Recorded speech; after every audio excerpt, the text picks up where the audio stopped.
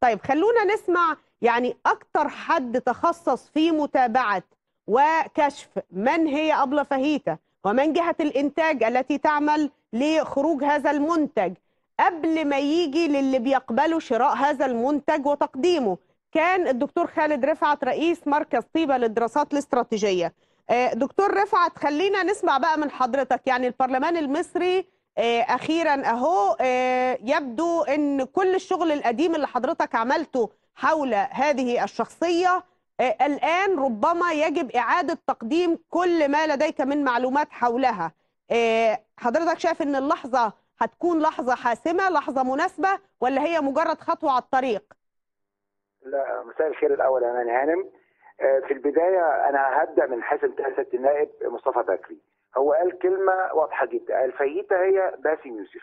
بالفعل الفاهيتا هي باسم يوسف، نفس المسرح، مسرح راديو، نفس المنتج شركة GWT، نفس الميعاد يوم الجمعة، نفس الأسلوب بتاع السخرية اللي لما تيجي حضرتك تحطمي أي فكرة، تحطمي أي حاجة عظيمة ما تناقشهاش، اسخري منها، هتنتهي القصة على كده. حضرتك يمكن عملنا مع بعض حلقتين زمان في 12 مايو 2015 وفي 20 مايو واتكلمنا عن فاهيتا وحكايتها. فاهيتا ده مش مجرد دميه، فاهيتا ده شركه اسمها شركه GWT. الشركه دي شركه يهوديه، شركه يهوديه.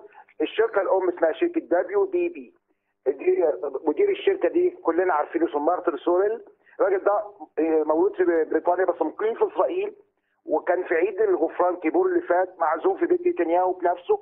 تخيلي حضرتك القصه اخطر مما نتصور. احنا قعدنا ننبه الناس يا جماعه، شركه GWT ما عملتش في مصر، عملت مسلسل حاره اليهود اللي حضرتك تفتكريه اللي كان بيمجد في اليهود، عملت باسم يوسف، البرنامج بتاعه، عملت فاهيتا.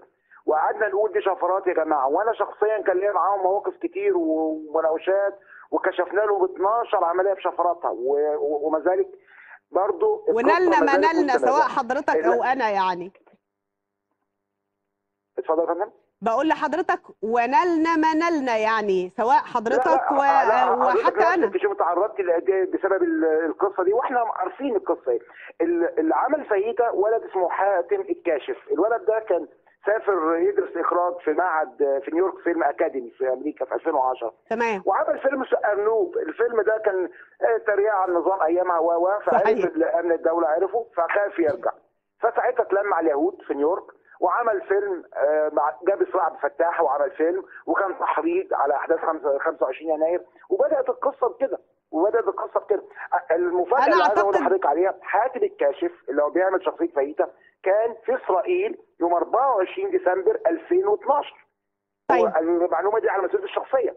كان في اسرائيل يوم 24 ديسمبر 2012. دكتور خالد، انا بتوقع انه كل المعلومات اللي عند حضرتك يا ريت توصلها للبرلمان، بما انه النهارده الجلسه كلها. انا يا فندم قدمت بلاغ للنائب العام يوم 31 اكتوبر 2014 في فاهيتا.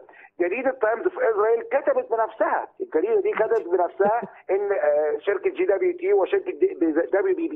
شركه GWT تعاقدت مع وزاره السياحه بعقد ب 62 مليون في زمن اي وزير. وللاسف الشديد في زمن اي وزير سياحه قالت لوزاره السياحه انا ما اقدرش اعمل لكم حاجه وفي الظروف الحاليه. طب انت اخذ عقد ب 62 مليون جنيه بتعملي بيه ايه؟ ما وزاره السياحه كلها ده ملف احنا فاتحينه وقصته طويله، وان شاء الله اول ما هيبقى في وقت هنرجعه تاني لان احنا مش ناسيين، لكن المساله فيها تفاصيل كتيره. انا بشكرك شكرا جزيلا الدكتور خالد رفعت رئيس مركز طيبه للدراسات الاستراتيجيه. والحقيقه الوقت دايما ما بيكفيش، لانه لو محتاجين ارجوكم معلش احنا ممكن نجري شويه، لكن انا عايزاكم تتابعوا المسائل دي سواء يعني على التواصل المباشر على معانا بشكل شخصي، او حتى على محركات البحث علشان نروح نعرف تفاصيل كتيره.